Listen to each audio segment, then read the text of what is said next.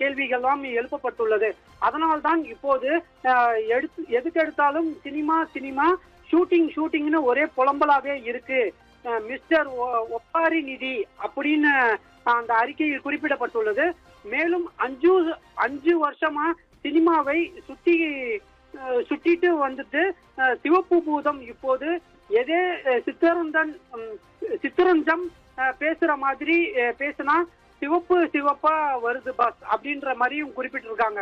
மேலும் சரி மக்களே, மேலே இளைஞர்கள், மேலே பெண்கள் மற்றும் மேலே ஏன் குழந்தைகள் மேல கூட வன்மத்தை கொட்டினா நீங்க இப்போ சினிமா மேலையும் அந்த வன்மத்தை கொட்ட ஆரம்பிச்சிட்டது ஏன் எனவும் கேள்வி எழுப்பப்பட்டிருக்கு. சிவப்பு பூதம் சிதஞ்சிருச்சா பாஸ், இனி சினிமாவை வச்சு காசு பார்க்க வழி இல்லைன்னு வைத்தறிச்சலா அப்படின்ற மாதிரியும் அதுல கேள்வி எழுப்பியிருக்காங்க. போங்க பாஸ், ஏதாவது பர்ஃபார்மன்ஸ் போய் டீமாக புரிஞ்சு அதை ஓபன் பண்ணி பாருங்க அப்படின்னு அந்த அறிக்கையில குறிப்பிட்டிருக்காங்க. ராஜேஷ்,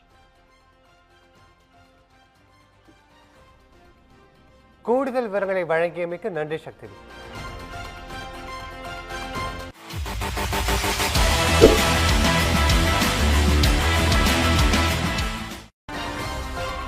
தற்போது கிடைத்திருக்கும் முக்கிய செய்தி, சட்டப்பேரவையை திரையரங்கமாக விமர்சித்த எதிர்க்கட்சித் தலைவர் உதயநிதிக்கு தாவேக ஐடி விங் பதிலடி அளித்திருக்கிறது. திருமண விழாவில் உதயநிதி ஓரளவுக்கு அரசியல் பேசினால் பரவாயில்லை எனவும் ஒரேடியாக ஒப்பாரி வைத்து கதறி அழலாமா என எதிர்க்கட்சித் தலைவர் உதயநிதிக்கு தாவேக ஐடி விங் கேள்வி எழுப்பியிருக்கிறது. இது குறித்த கூடுதல் விவரங்களை வழங்குவதற்காக எமது செய்தியாளர் சக்திவேல் இணைப்பில் இணைகிறார். வணக்கம் சக்திவேல், என்னென்ன விவரங்கள் அந்த பதிவில் இடப்பட்டிருக்கிறது? நிச்சயமாக வணக்கம் ராஜேஷ். டிவிகேவின் ஐடி விங் சார்பில் எக்ஸ்தல பக்கத்தில் ஒரு அறிக்கையானது வெளியிடப்பட்டுள்ளது. அந்த அறிக்கையில் உதயநிதிக்கு எதிராக சில வாசகங்களும் அடங்கியுள்ளது.